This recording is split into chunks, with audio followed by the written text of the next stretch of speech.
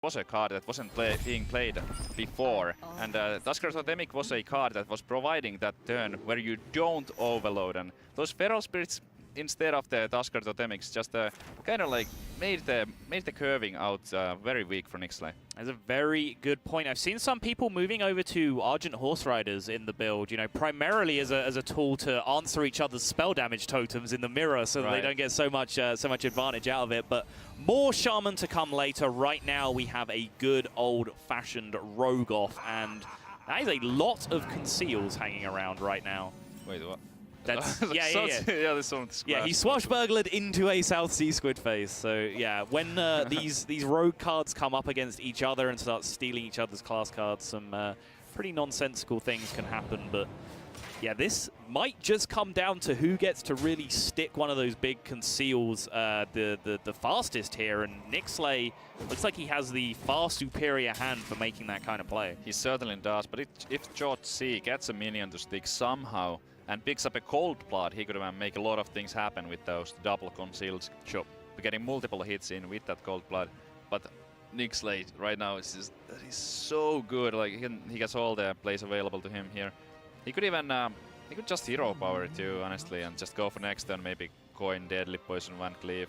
Just keep that later on. He could just coin out the Edwin here, but I don't think that's very good, because then there's cards such as Shadow Strike that would just remove it, and then the following turns would not be that effective. Yeah, so saving the coin might be worth it. Yeah, I agree. I think this turn is just a slow play with the hero power. His hand has so many options moving forward here that he can afford to just play for time right now. GeorgeC is the one that's going to have to push some initiative right now. And yeah, I mean, that is a pretty clunky hand. Just a big old pile of minions and a couple of conceals sat around. GeorgeC just reaches for one of his conceals there for a moment, just potentially trying to bluff the idea that it's something else, but there's not really a 1-mana card in his deck that he'd play in that situation, right? Does he play Deadly Poison in his list? He does. He plays one copy, right? Yeah, okay. Deadly Poison. Yeah. So potentially trying to bluff a Deadly Poison by picking up the 1-mana conceal for a second there. Yeah. Doom Pillager is such a great card, but having 2 of those and the additional 4-drop in that South Sea Squid face, it's really hard to find time to play all of it. And the Drake too, wow.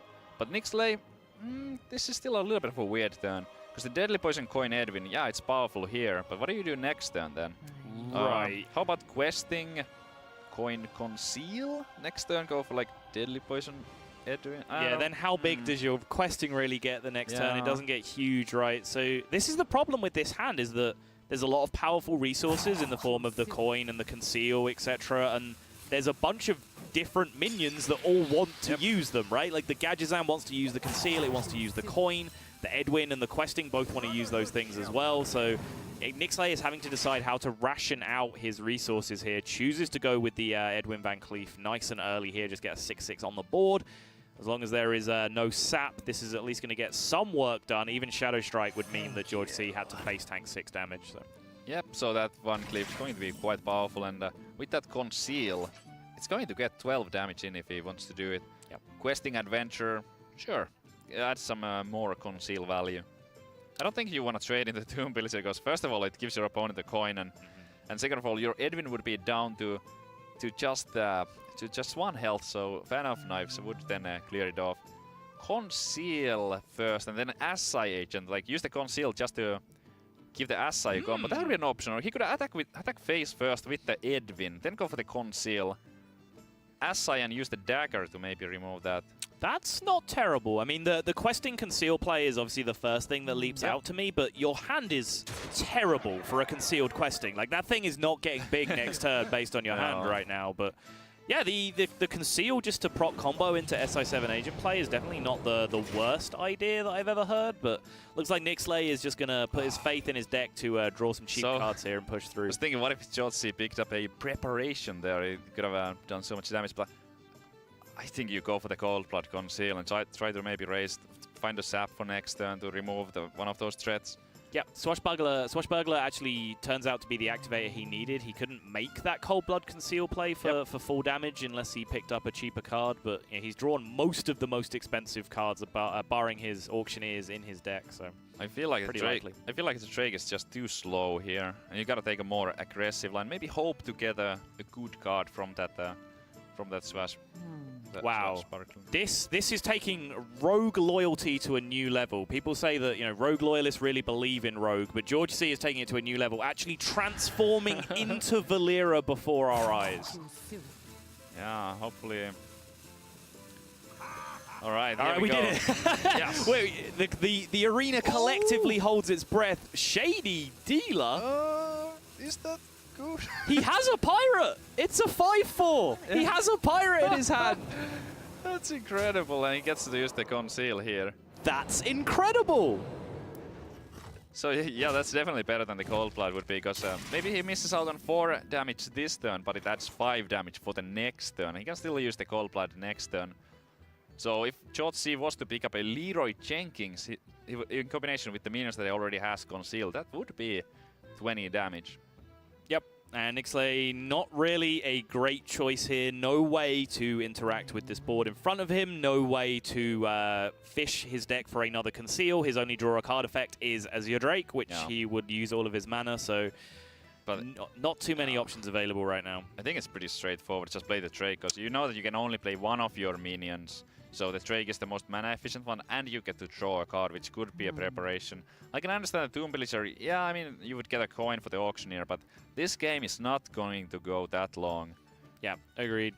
You can say fairly straightforward Azure Drake. So the Tomb Pillager does give him like you said, a coin for the Auctioneer, which, if he's desperate, means that he can then, potentially start to daisy chain draws with coin into preparation into something else. So he's obviously assessing the situation that this is a pretty dire spot for him to be in, and that he needs, all the upside possible available to him. Yeah, so valuing that minion now over that Azure Drake.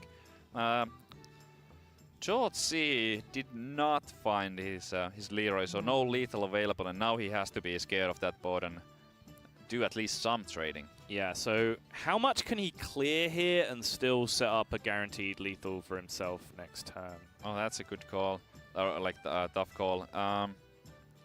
So if you trade, there's like pretty good trade with the Swashbuckler, I guess, if you Cold Blood it somehow. But what else do you do? Like, do you? So you could Cold Blood the Burglar into the... So you could play the South Sea... the South Sea Squidface, Cold Blood the Swashbuckler into the Questing Adventurer. I would expect him to leave up the...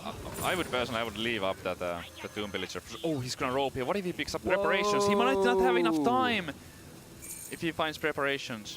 That is a prep! This is going to be a disaster for GeorgeC. The time is just not going to be enough. He didn't even get the conceal off. Did he get the conceal? He did. Okay. Okay. Did he get it? We are waiting. We're waiting with bated breath. He got it. All right. Wow. Insane turn.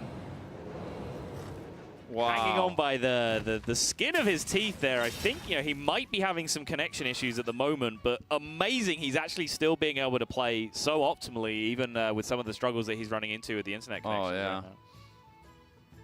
Wow. So with that Eviscerate that he just threw, he will have lethal next turn, and there's nothing Nicslay can do to stop it. So if you Nicslay, you just have to find lethal right here. But how do you do it? 9 damage on the board. Azure Drake into an Eviscerate, that would do it. Because that would be 5. Yep. Gadget an Auctioneer. Coin, prep. No, I don't think he can get there that way, so I think it just has to be the Drake and get the Evis. Drakes, he can also pick up Fan of Knives as a redraw as well, because with the coin and the prep, he'll still be able to push through and Eviscerate that way as well. That's true. So, like Cold Blood. There is the Fan. So if it had gone Drake first, he would have still had a lethal out if the next card is Eviscerate. Backstab wouldn't have got in there, though. Gotta go fast. Deadly Poison. Number 2 means he is up to 12. And it looks like he is just going to fall a little bit short as well. And with that Eviscerate in hand from GeorgeC, I said right at the start that this game was going to come down to a battle of two players just concealing dudes and smashing each other in the face with them, and that's exactly what happened here. SI7 Agent just